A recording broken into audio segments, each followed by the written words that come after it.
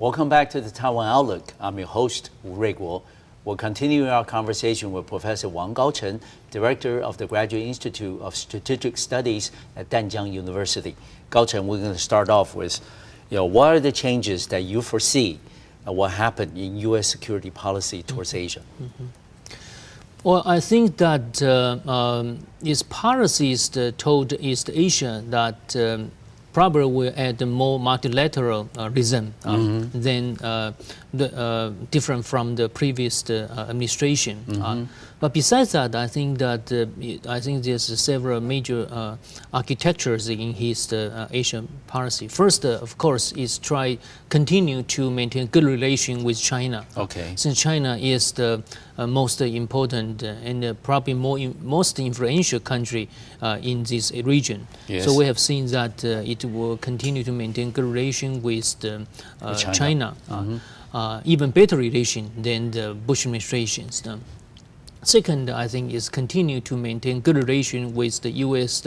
Traditional allies in this region, including Japan, South Korea, Australia. I think that's the second part. The third part, in the new, I think, thing we need pay attention to is that Obama want to have a better relation with the Southeast Asian country, especially those countries with the many Muslim populations, like Indonesia. Yes, where he spent some time during his childhood years. Right. Yes. Right. And probably he wanted to improve the relation, the image, which has deteriorated by the Bush administrations. So we have seen that also, I think, a new development. The others, I think, especially Obama will continue to maintain a close economic cooperation with this region because that will be good for the U.S. economy and the world economies. Would you think that, Gaocheng, that under the changes or the major themes that you just identified for the new U.S. foreign policy towards Asia, that would you think that eventually there will be a competition between China and Japan in U.S. policy, as to which country is more important? Because we know that a couple months ago, when the U.S. Secretary of State Hillary Clinton made the first trip overseas to Asia, she specifically visited Japan first, and then before went down to Southeast Asia, then come back up to China. How would you think that orientation, would that stay the same? Because Japan used to be so dependent on U.S. foreign policy direction or guidance. And if U.S. continue, like you said, which I agree, that U.S. continues to emphasize the relations with Beijing, how would that make Tokyo feel in the long run? Well, Tokyo always feels that they might be someday neglected by the U.S. government, especially the new U.S. State Secretary Hillary. His husband Clinton's has a policy more toward China. So Japan worry about that might happen again. So we have seen that this time Hillary purposely, I think, took a balanced strategy to deal with these two giant countries in Asia. He first visited Japan and to reassure Japan that the U.S. will continue to maintain a close coalitional relation with Japan. And in fact, Japan will always be the most important allies for U.S. in this region. But on the other hand, China, because of its increasing capabilities, the United States cannot neglect its help in dealing with some issues such as North Korea and also the financial crisis. So the Obama administration also wanted to have a good cooperative relation with China too. I would say that the strategic meaning to U.S. is different. Japan is a close ally and share with the same values. And China is from a realistic viewpoint, it's because of its capacity. The U.S. should to use this influence to help United States to fulfill with some strategic goals. So I think they are both important to U.S., but with different meanings. Yes. Right. In addition to international economics and regional economics, we understand that another area of concern or potential for conflict between U.S. and China is in the area of security or military issues. Recently concluded the Asian Security Summit, or what we call the Shangri-La Dialogue in Singapore, certainly again reiterated that concern many countries in the region share as to China's rise and also the elevated strength and the military presence the PLA, the People's Liberation Army, now possesses, not only in Asia but also around the world. How would you think that the military posture of both countries, the U.S. and China, would that necessarily lead to some type of friction or conflict in the future? Or is it that under changing circumstances, the two militaries can really develop a very solid exchanges and also confidence building measures to avoid some type of conflict? Because recently we know that out of Philippine areas, that there's been that reported contact between the Chinese submarine and U.S. ships. So incidents like this will certainly cause a lot of people nervous, cause some alarm in U.S.-China relations. Would you think that the military dimension will continue to be the unknown wild card in the relations between Washington and Beijing? Yeah, I think that certainly we're making some tension or noise between the two countries. From the political and the economic side, certainly U.S. rely on China's help a lot.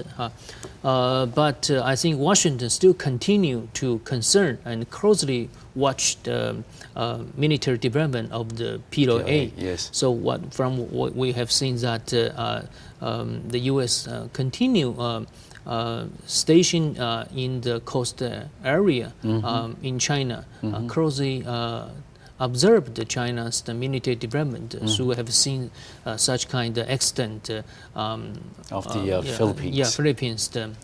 In previous years, that happened during the Bush administrations, happened in the air. So I think that kind of frictions and extent, I would expect it will continue to happen occasionally with the expanding of China's military capabilities and its station and active areas. So I think that friction will continue to happen. But on the other side, I think we have seen that also come from Washington's policies. They continue to have military contact with the PLA, trying to strengthen the confidence building measures between the two sides. Right now, they already built the so-called hotline between the two military, and the PECOM's leaders continues to visit China's military bases, have a dialogue with his counterpart. So I think that's also is the Washington's policy. Try through these measures to slowing down the tensions possible. Potential conflict. Potential conflict. Yes. Right. Now, Kaocheng, if we may shift the focus back down to what concerns us most, the relations across the Taiwan Strait. We identified a lot of changes that are happening around the world, around our region, and also what are the possible changes in U.S. policy, foreign policy under President Obama. How would you then, as a scholar, full versed in this area, that how would you then tell us that Taiwan, as an integral part of the region, how can we react and how should we react to the changes that are happening around us? Well, I think that Obama is a leader which also very look upon the values democratic values. So I think we should continue to consolidate and develop our democracies. And to share our practice and the values with the Obama administration. Yes. Secondly, I think that Obama right now needed to deal a lot of things: the international economic crisis, yes. U.S. own economies, the yes. regional conflict in North Korea and Middle East. So I certainly the Obama administration would like to see the stabilized situation across the Taiwan Strait. So I think we should continue to our current accommodated policy toward mainland China so far to maintain the stability in this region. Yes. Like President Mao mentioned a lot, we are not troublemakers in this region. We are stabilizers, responsive stakeholders in this region to improve the U.S.-Taiwan relation. And so far, I think it's worked very well. We have seen that President Mao went through the U.S. to Latin Americans twice, and the situation is very well. The U.S. administrations give President Mao very good receptions there. Yeah.